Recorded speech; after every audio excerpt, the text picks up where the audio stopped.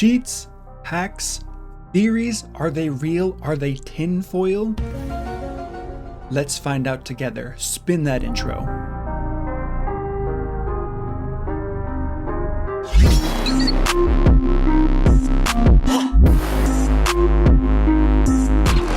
What up, Team YouTube? MurderInc here, back again with another banger of a video. Raid Shadow Legends.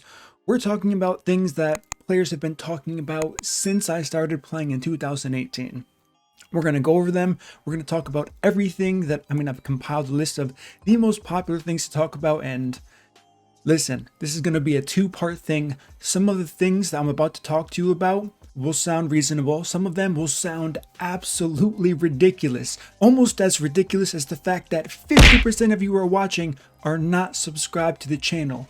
What the heck are you waiting for? Smash that subscribe button, turn on the bell, and don't miss another video that I upload. With that being said, let's get back to it. So what I want you to do is, as I'm going over the list of things here, breaking it down, seeing if it applies to you. If you're sitting there after I talk about something and this is your response,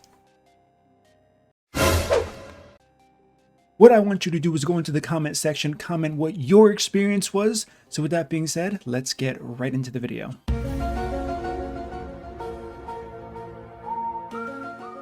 Alright, so the first and most popular thing I want to talk about is going to be, let's take a look at my roster really quickly here, account seeding. This is something that I've heard.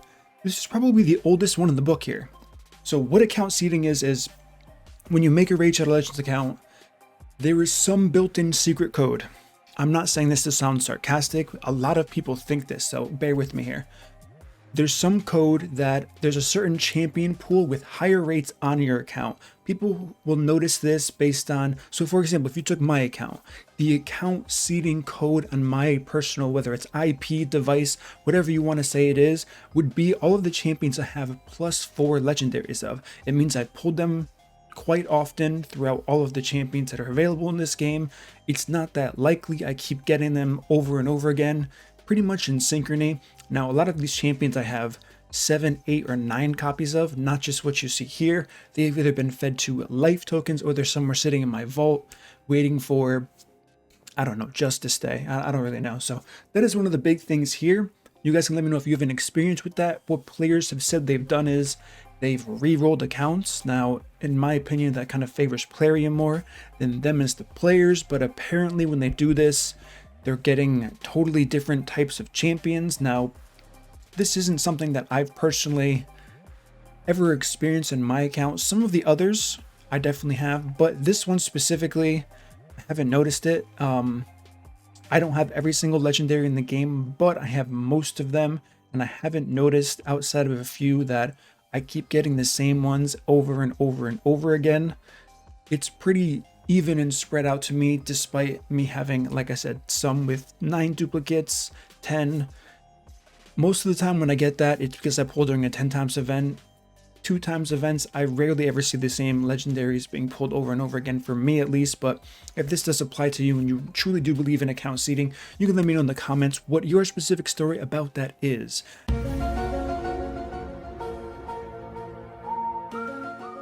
Now the next one is a bit far-fetched. So let's just talk about this here.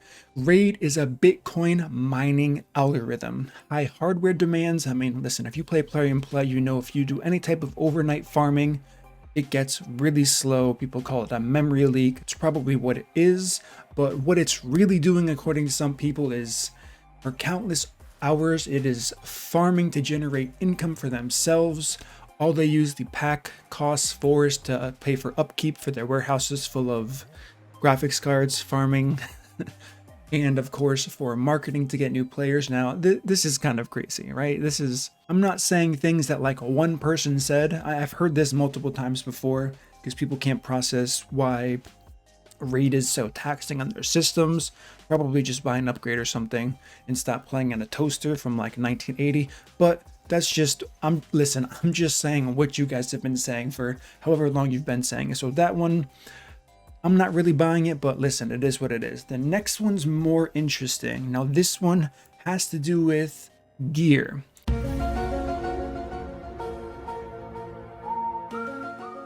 Gear you get from dungeons here. Let me just go to any random piece of gear here that I don't have rolled. by the way, Plarium, if you're watching, which you probably will be based on the topic here. I know I'm under your lens, I get it. Okay, so we have a kind of baseline piece of gear here. The theory is these are all predetermined substats as soon as it's dropped from the dungeon. Not specifically where the rolls are going to be, that could be part of it, I'm not really sure, but if this was a rare piece, that means that the tier 3 and the tier 4 that's supposed to unlock at 12, 16, whatever, is predetermined as soon as it's dropped from the dungeon and you do pick it up at the end of the dungeon run. Now, I don't necessarily agree with this because if you know, all of the rolling in this game is done offline. What does that mean? I only noticed because when I first started playing, I worked in somewhere I had to take a train to, New York City. Who cares? Don't find me.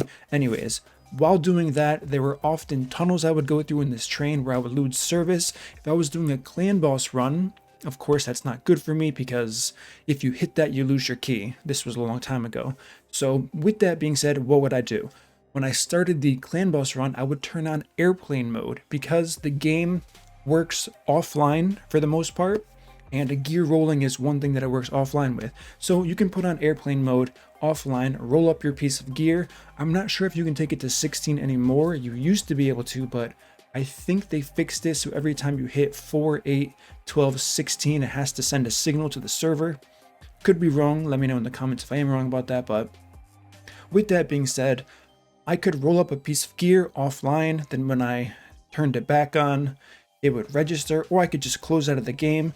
The thing is, when I rolled up that gear again, I didn't get the same stats, so this theory I'm not completely on board with. I know a lot of people believe this, and I don't know. The fact that we have the access to test servers now, being content creators, I've rolled gear on the test server, and I really don't like to do that because sometimes I get like awesome triple rolls or quad rolls, and then I go back to the main server and that's not the case. So if it was some type of predetermined thing, I guess I'm going to just debunk this one right now saying it's not it. It's really not it. Now, as far as the substats go, once again, I really can't say there's any truth to that because it's just not realistic. Since we do have access to the test server, could the test server be different copies?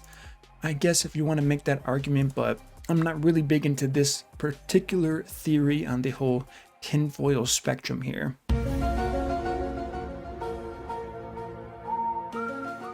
Now the next one is something that's quite interesting and I do want to talk about here. We have the new champions that are added to this game. I mean, what are the newest examples of this? Not in the gem mine, that's for sure. So a champion that I personally really want, Danig here, if he ever loads, perfect, looks great. So new champions like this, when they're added to the game, one theory is they are given a higher % chance of dropping than all of the other champions. Now, I know it's illegal for a company to manipulate the rates. However, if you've been watching me for a long time, specifically on my streaming platform, which is Twitch, you know that before the test server was a thing, I was most well known for saving up thousands of shards before every single fusion, then pulling the shards as soon as the fusion became live, and there wasn't a single fusion I didn't pull. I mean, granted, I was pulling a massive amount of shards. The pools were much smaller as far as the amount of legendaries there were, but still, I always pulled the fusion, and I was always the first one to do videos on it, going back to Rhodos, Harvest Jack, what's the other one?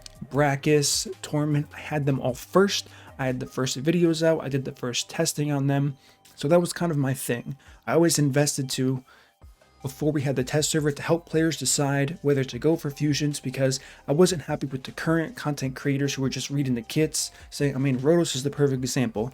Most people said Rhodos were terrible as far as people who were reading their kits and making YouTube videos on it. Look how OP he is. So I kind of saw what he was from reading his kit, but I pulled him and I tested him and I said, guys, this guy's bonkers, absolutely bonkers. Don't look at his base stats. Don't look at whatever his kit reads that you don't like about it. He's insane. So that was actually one of the fusions that really set me off as a content creator in general. So this one's interesting. Now, to reiterate what I'm talking about, newly released champions, including fusions, have a higher drop chance from shards when they first come out in the entire champion pool. Now, I'm not saying this is true. I'm just saying I've experienced this before, back when I was heavily spending on this game and always going for the new champions and saving up thousands of shards from when they first came out, whether it was 60, 70 sacred shards, 800 voids, whatever I needed to do. I was always keen on getting those new champions as quick as possible, making videos on them, and it was just fun for me. Now we have the test server, I don't have to do that. Thankfully, my wallet thanks you. Anyways, so if you have an experience like this, let me know for sure. It's an interesting one. I don't believe a company like this would risk something like that, but my personal experience does say otherwise. Could I have gotten lucky 9, 10, 11 fusions in a row? Absolutely. Is the probability probably making sense for my situation since I was opening so many shards? Probably once again. However, there are people who say they've opened 50, 60 ancient shards and they're getting these champions. Seems, I mean, listen, confirmation bias is a thing for sure. You could get 1 or 2 fusions after they come out and then you can say, this is 100% a thing for everything. Now, of course, probability and all of that is a thing and you can pull them. So with that being said, that's this one. You can let me know if you've experienced this, which ties in awesome to the next theory that a lot of players have, which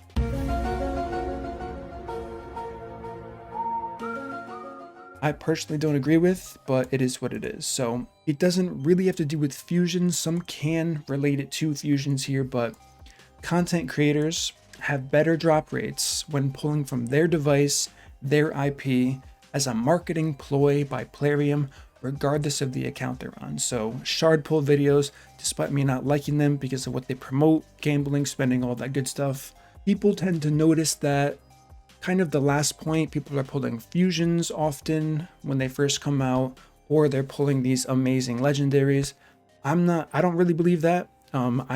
I do most of my pulling on Twitch, not YouTube when I do, and I open tons of shards for myself, for clanmates who have hundreds of shards, and I've gotten people some pretty bad luck. Now, I'm kind of a savage, and I say this with a heavy heart, but I don't care. I'm just going to be honest with you guys. I don't feel bad when I pull terrible for somebody because I know it's just a numbers game, but I have done that quite a few times. It's unfortunate, of course. I do get happy when people pull the champions that they want, but when they don't get the champions they want, I'm like, did you learn your lesson? Maybe don't buy 500 ancient shards right before an event hoping to get the best legendaries in the game. Now, like I said, when it does work out, it's fantastic for the player. I'm happy. Hopefully the progression skyrockets, but when it doesn't, I say just look at it as a learning experience. Don't just think that you can buy tons of shards and get everything you want, which goes back to the point of this topic here. I don't believe it. Maybe if you're only watching shard pulls on YouTube videos, the content creators who do make shard pull videos, they're only uploading the ones that look really good so they get the clicks and they get the money for themselves. I don't think it has anything to do with Plarium. If Plarium really wanted to, I guess, incentivize people to buy more shards, what even would they do? I don't think it would have to do with content creators pulling more legendaries and stuff, because then we would be overwhelmed. The only way to pull shards would be if one of us did it, which would be terrible for the game. People would stop buying if they couldn't get in.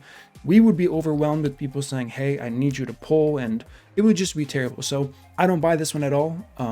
I think that people are getting this idea because the content creators who do make their weekly videos of shard pulls, because I don't know if they have nothing else to do or if people actually like watching them, but that they're only uploading the really good pulls for them, or if they're really bad, they can make some funny title like, oh my god, I lost everything, and I don't know. Anyways, so I don't believe that personally. If you guys do, you can let me know, but I don't really think it's a valid argument or theory.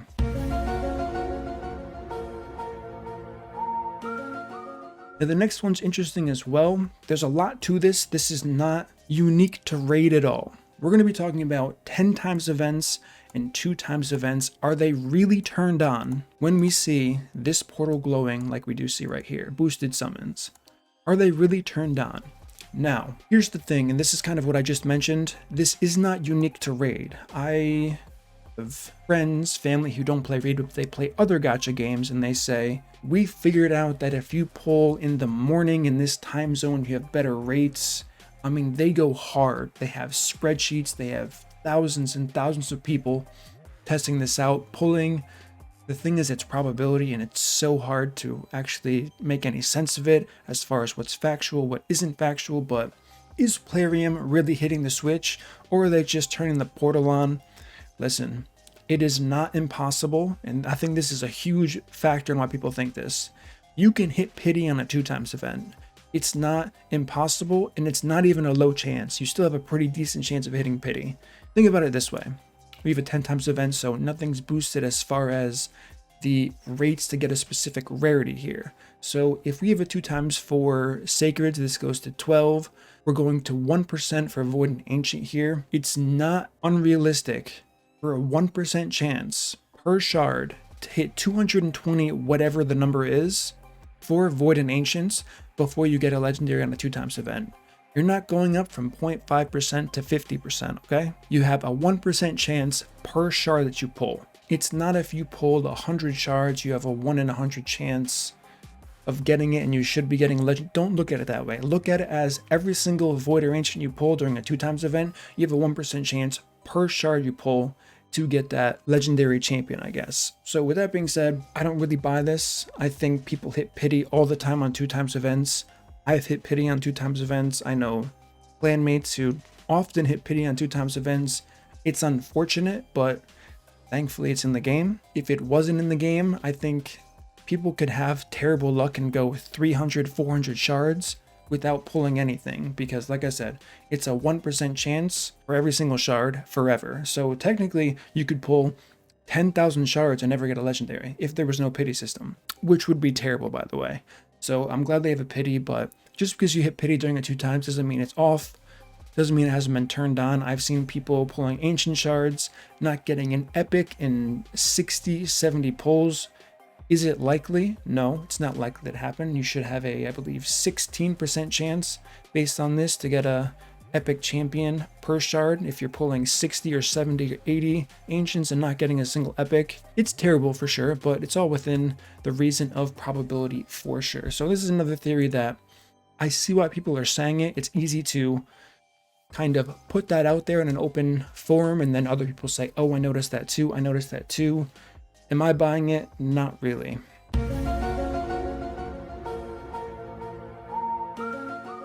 Okay, so the next one's kind of funny. I do want to talk about this because like this has to do more with like rituals and stuff like that. So one thing that I've seen is in the tavern, and it has to do with skilling a champion. So let's just say Skartos is here. One thing I've seen a lot of players say is they have some ritual to always get the skill they need.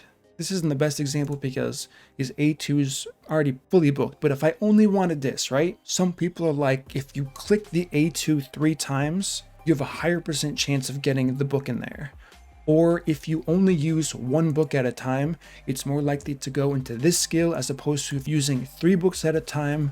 They're saying the game's gonna pick up that one skill has 6 available slots, one skill has another 1, 2, 3, 4, 5 available slots. So the 3 books are more likely to all be shuffled into the same skill rather than the A2 that just has one opening. I've booked a lot of champions. I mean, you can kind of see that if you just look at how many red dots are not popping up. I mean, just look at that. This doesn't even have to do with my vault right here. So I've used tons of legendary books, and from my experience, it's all, I mean, I don't just fully book a champion whenever. I always try to be, I guess, well, until clan versus clan that we all love, of course. Until clan versus clan, I always book champions, and like my Arbiter, for example, for the longest time, I only had the A3 and the A4 book. That's it. The A2, I was lucky I got no books in it. A1, same thing. So 6 books were not inside Arbiter, and I left it like that forever. Then, like I said, clan versus clan became a thing, and I just started pumping books into everybody. But I've never noticed a pattern on how to like beat the system for this. Some players swear by the clicking on certain skills. You can try it for sure. It's probably going to be confirmation biased if it works. If it doesn't work, you're going to say, maybe I did it wrong or something like that. It would be cool. I mean, listen, this is something they should add into the game. Let us pick where the skills go. And I mean, to a certain extent, I know they want to make money, and they wouldn't be making as much money if we could just ignore skills altogether, but they should have like a mercy system for books where if you use, let's just say 3, after every 3 legendary books, you get to pick 1. That sounds fair. Am I wrong? Am I crazy? Let me know. Epic books, legendary books, maybe legendary we do 3, epic we do 6. Has to be on the same champion, so as far as epic, 6 may not sound good. Maybe we'll go down to 3 and 4. 3 for legendary, 4 for epic books.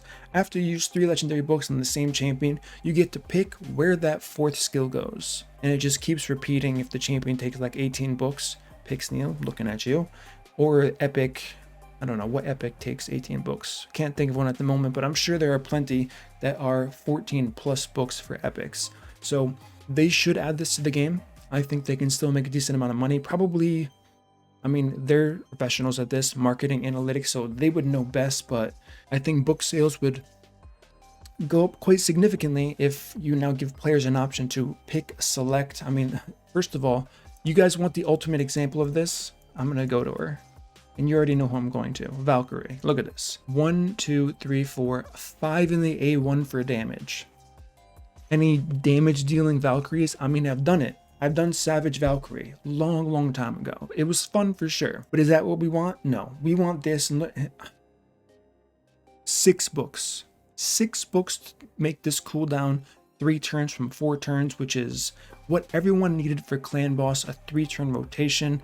For Valkyrie, she was the best counterattack at the time. Her shield, I mean, she's still fantastic. So if you were getting any books into this A1, it felt so bad. At least with the 3 rule, you could get 2 in here, 1 in here, then you can place another one. Maybe she's not the greatest example. I completely forgot that it was 6 books for her A2 here, which is a little bit ridiculous if you ask me. Plarium, fix it. Then again, she doesn't need a buff, but legendary books for that champion are completely ridiculous. That's just my 2 cents there, so I don't want to take too much time in this video, so let's move on from there.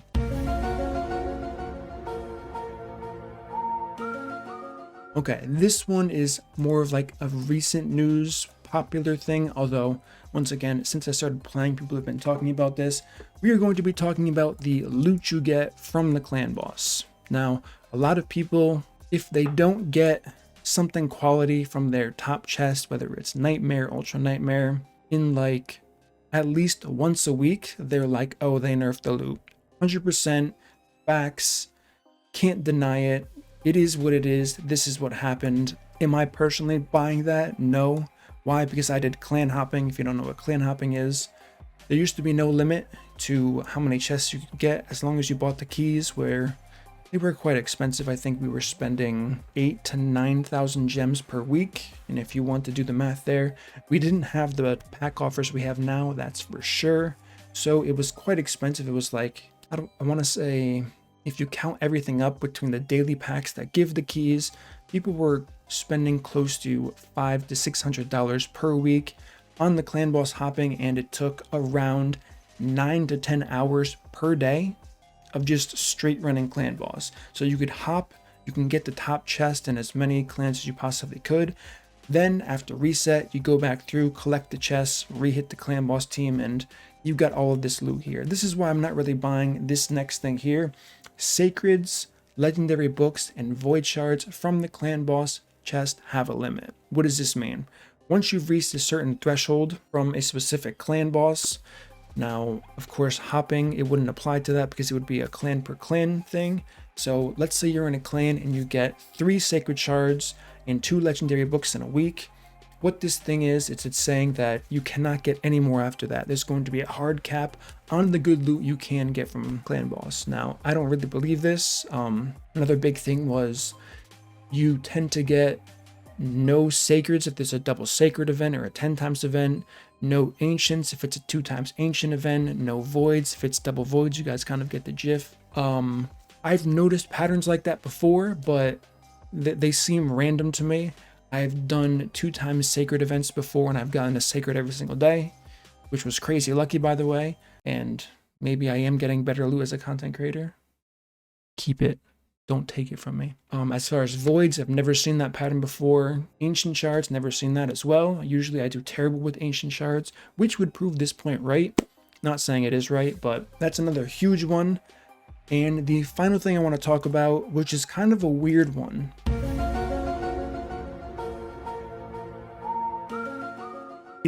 This is going to be the final one, and after this you guys can comment below onto anything I missed that you've noticed, but this is kind of a strange one, and it has to do with a debuff in the game. And of course I don't have the champion available to me. Who else has this debuff? I believe it is, oh no, here he is. Okay, so Michelle. This is talking about True Fear. Now, I'm not really sure where players are noticing this or why. Maybe it's because Michal's pretty popular in Arena, I guess. But basically what they're saying is the whole 50-50 chance of the True Fear, of the normal fear, they're saying it procs against you much more than it procs when you use it against another team. Now, that's kind of ridiculous to me. I know it's annoying for sure, and maybe this is coming from the Hydra clan boss. I mean, it probably is. Although if you're not using someone that is a decent chance at getting rid of it with perfect veil champions or something like that, probably not maximizing what you can do in the Hydra. But wow, a lot of people hit it from the clan. Easy. Okay, so basically they're saying that probably from the head of Torment. Maybe I am wrong here, but if the fear is placed on you from the head of Torment, you have like 100% chance of getting True Feared, which, I mean, we all know that's not true. And if you're using Michal in Arena or against waves, they're just going to ignore it and keep using their skills. Someone even said something interesting, and I noticed something like this a couple times, but I still think it's 100% probability. If you run against the head of Torment or just anything on auto, you have a higher chance of not being affected by True Fear. Someone said that to me, and probably confirmation bias because it was in the back of my head. I started noticing when I started full autoing runs against Torment, where I was testing out the teams. I know I made videos on them for hard and normal, really easy teams with no gear requirements, no Shamail, no Duchess, anything like that. I think I used Arbiter. I just wasn't getting True Feared. And then I manualed the key, and I was getting feared every single time. So that was definitely just a case of I got unlucky for sure here, and it is what it is, right? So this is another thing that I'm not really buying in the grand scheme of things, but it was interesting to see that I was getting so lucky over and over and over again. When I ran the keys on full auto, it was like the True Fear didn't affect my team at all. And then as soon as I started manualing it, every time I knew I had an important cooldown coming up, I would say, okay, I'm just going to gamble it. And what happened? True Fear, full cooldown, GG, free regroup. So that's the video today. There's a lot of these. I know I missed a ton because the tinfoil hats, that's a huge list. So comment what you've experienced in this game. If you believe more of what I said than what I said I don't personally believe, I'm interested to know your experience about it. Like I said, I cannot confirm or deny anything here. Plarium has a pretty straightforward layout on how a lot of things work in this game as far as probability goes, what the chances are.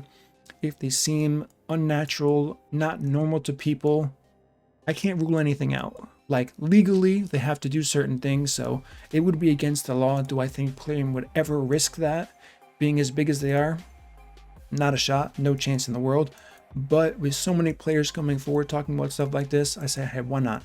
Why not just bring it up in a video, see what people have to say, which is why I'm saying leave a comment, let me know your story, what you've experienced, or if you think it's all just BS and people are unlucky and they're mad about being unlucky, so they want to focus all of that onto something here. So that's going to be my video. Thank you all for watching. Appreciate you all. If you enjoyed this content, smash that like button, subscribe, turn on the notification bell, and I will see you all in my next upload.